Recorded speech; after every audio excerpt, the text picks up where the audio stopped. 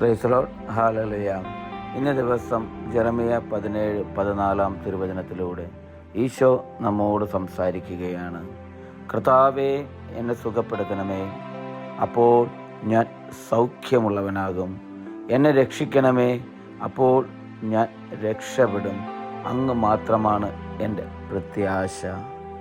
പ്രിയപ്പെട്ടവരെ, ഇന്നത്തെ തിരുവചനത്തിലൂടെ നമുക്ക് കാണുവാൻ സാധിക്കും, നമ്മൾ പ്രത്യാശ വെക്കേണ്ടതും നമുക്ക് പ്രത്യാശയുള്ളതും നമ്മുടെ ദൈവത്തിൽ മാത്രമായിരിക്കണം.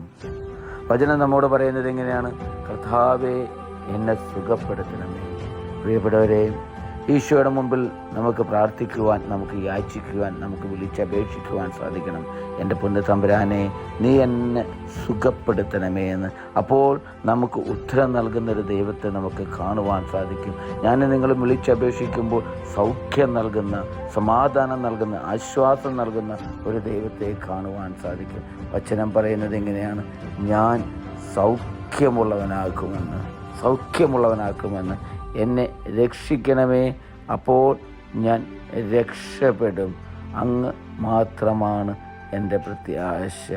എന്നെ രക്ഷിക്കണമേ എന്ന് പറയുവാൻ ഈശോയുടെ മുമ്പിൽ, പ്രിയപ്പെട്ടവരെ, നമ്മൾ വേദനിക്കുമ്പോൾ, നമ്മുടെ രോഗങ്ങളിൽ, രോഗപീഠകളിൽ, നാളെക്കുറിച്ചുള്ള ആകുലതകളിലെല്ലാം ഈശോയെ, നീ എന്നെ രക്ഷിക്കണമേ എന്ന് ആത്മാർത്ഥമായിട്ട് അവിടുത്തെ തിരുമുമ്പിൽ ഇരുന്ന് വിളിച്ചു പറയുവാൻ നമുക്ക് സാധിക്കണം. പ്രിയപ്പെട്ടവരെ, പ്രത്യാശ